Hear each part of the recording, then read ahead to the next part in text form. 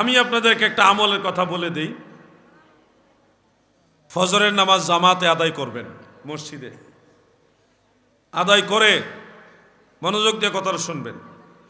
ফজরের নামাজ মসজিদে জামাতের সাথে আদায় করে মসজিদ থেকে বের হবেন না। এমনিতে আমাদের দেশে জামাত শেষ হইলে আর বেশিক্ষণ লাগে না সূর্যোদয়ের, সর্বোচ্চ আধা ঘন্টার ভিতরে সূর্যোদয় হয়ে যায়।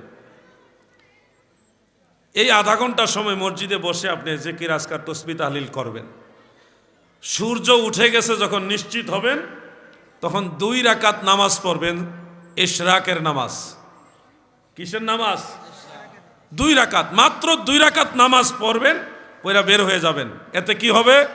আপনার আমল নামায় একটা বড় হজ আর একটা উমরা হজ, 2টা হজের সওয়াব আল্লাহ দান করে দিবে। ইশরাকের নামাজের পাওয়ার এটা। আপনি যদি নিয়ত করেন, আল্লাহ এই ইশরাকের নামাজের সওয়াবটা আমার মা বাবার রূহে বকশিশ করে দেন, আপনার নিয়তের সাথে সাথে আপনার মা বাবার রূহে সওয়াবটা পৌঁছে যাবে। ইসালে সব অস্বীকার করে যারা, এদের পিছনে নামাজ পড়া যাবে না, এদের ইমানের মামলায় ঝামেলা আছে।